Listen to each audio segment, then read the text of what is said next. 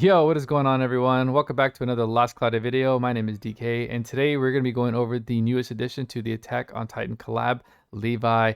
I went ahead and got him maxed out for you guys and fully built on my end. This is, of course, based on my opinion on how the build goes, but I went for a fast clearing type of build, so I hope you guys make some kind of use of it. Enjoy. All right, guys, next we're going to go over traits. We have Ultimate Warrior for Mankind, physical damage plus 30%, damage cap plus 5k. When physically attacking, cut enemy defense minus 20, and then deal damage.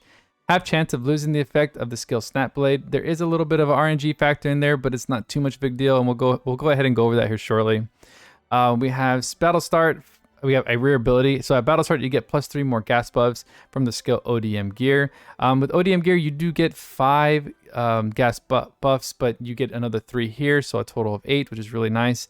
When physically attacking the rear, you get an extra 40% damage and then an extra 5k cap. So, during the waves, you don't really have to worry about attacking the enemies from the rear, but during the boss fight, make sure you guys are hitting them from the back to get the best out of his kit. So the next we're going to go ahead and jump over to his skill set. Now this is my current build. Of course, this is all based on opinion, but with this build, this is going to be kind of like a fast clearing kit. So you're going to be able to knock out all the waves and the boss fight pretty effortlessly. He's really nasty with this dual wield. So right now we have skill cost at 96%, at 96. Make sure you guys get the prisms in the story. There are, not the story, but the event. There are 3 prisms in there, and if you were to put a dollar value on each prism, it's like over $20. So make sure that you guys get those prisms, as they are for free. We won't be going over anything with the 0 to kind of keep the video to a low timer. On a low timer, we have anything with a number is stuff that I have attached to his kit, and we'll go over that here in a second.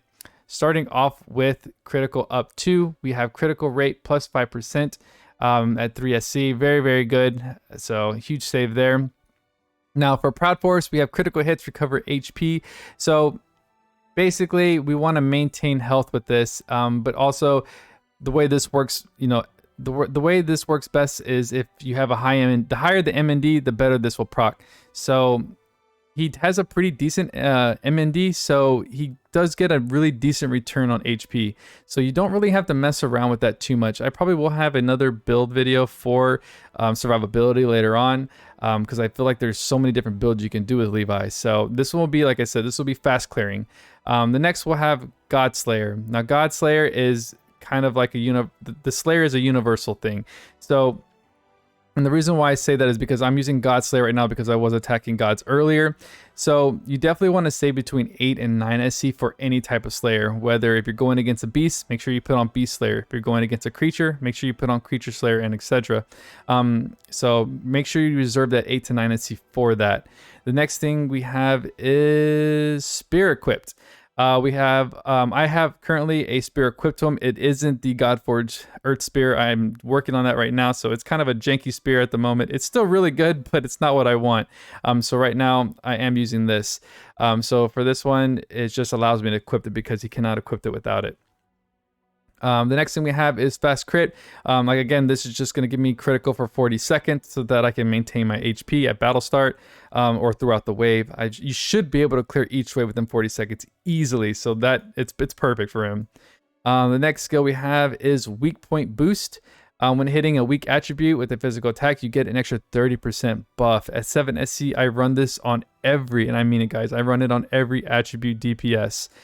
Huge buff. The next thing we have is Pose of Glory. So when defeating an enemy, you slightly recover SCT.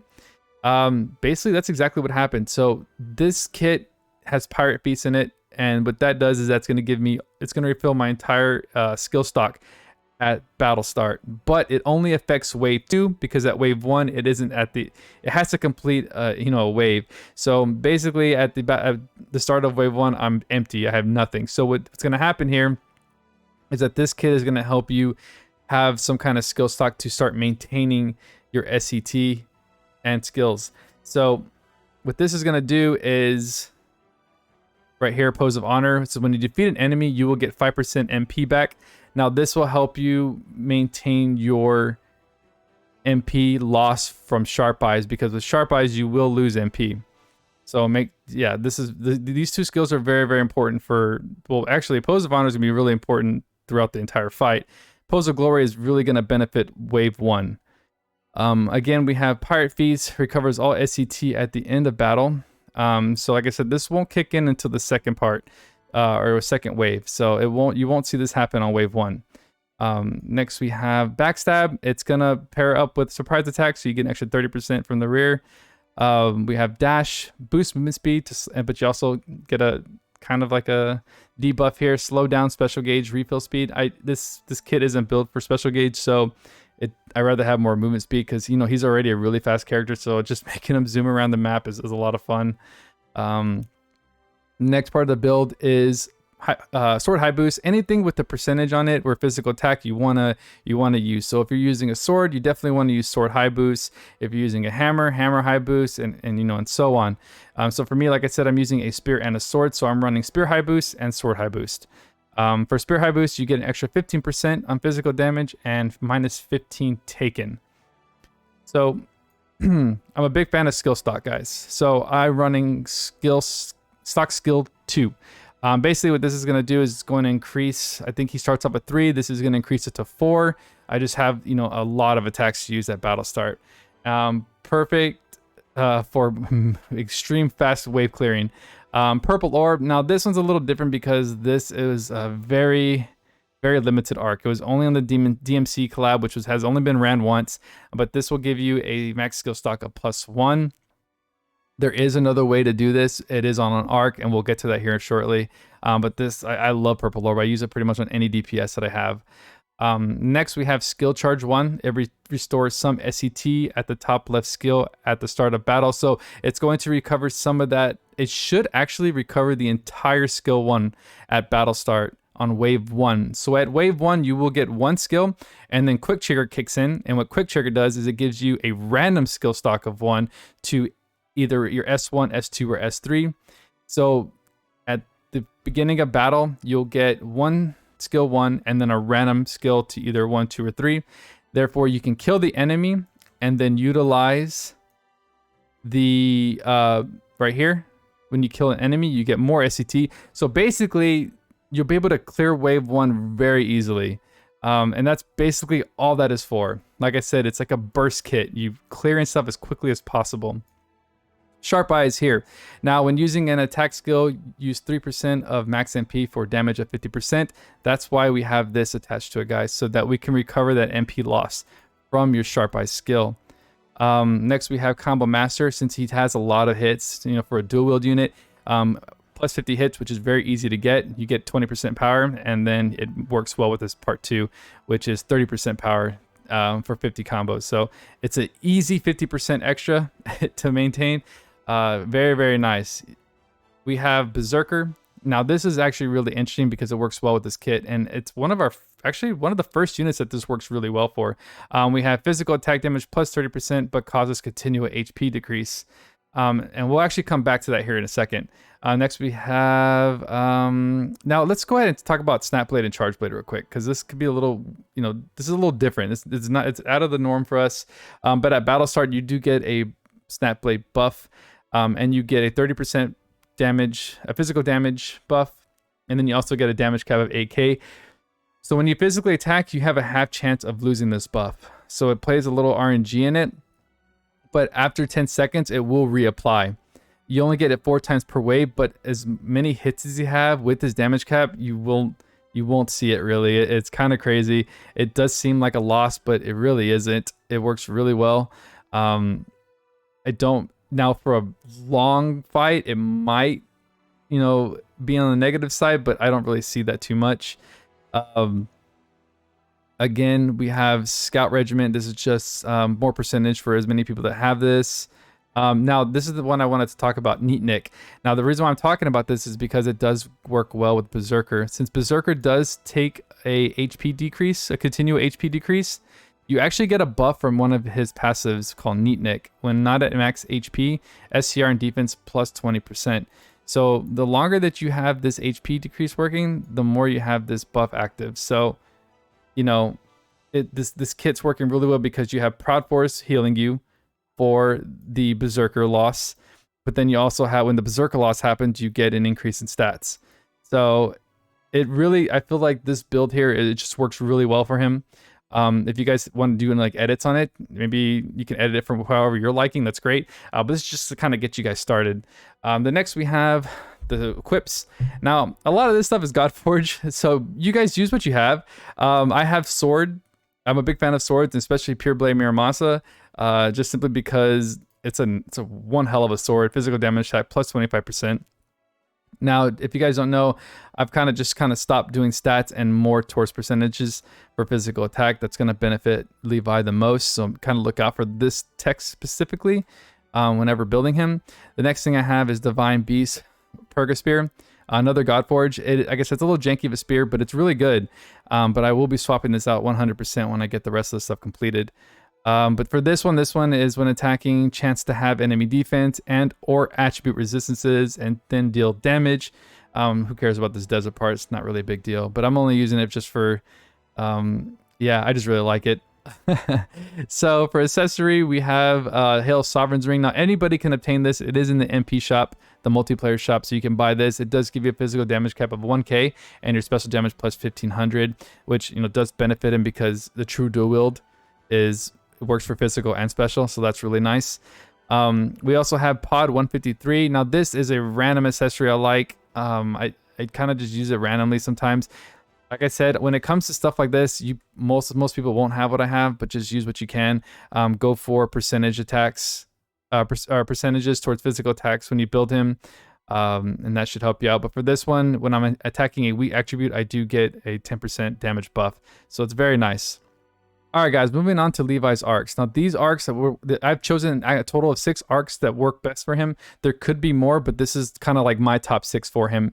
These are all going to be general pull, so you guys can make your opinion on which one you guys want to use. So the first one we're going to start off with is Sword of Corpses. Now, this one is going to benefit a sword, which I am currently running on him, and I think a lot of other people will be. For this one, you're going to have when sword is equipped, you get a 3% crit rate, a plus 30% crit damage, and a plus 2 to curse resistance. You also do get a nice little STR buff when defeating enemies, up to 10 times resets on incapacitation. So 40%, guys, if you can knock out 10 enemies. Next, we have Heaven's Bow Star-Lord. Now, if you are running the crit bow, like I possibly will be, and so instead of spear equipped, I'll be running bow equipped because I don't think you can use it. We're going to be doing when bow is equipped, crit rate plus 10%, and then damage against weakness plus 25%. Grants extra attack for each crit. So Earth, he'll get a damage against weakness plus 25%, which is really nice.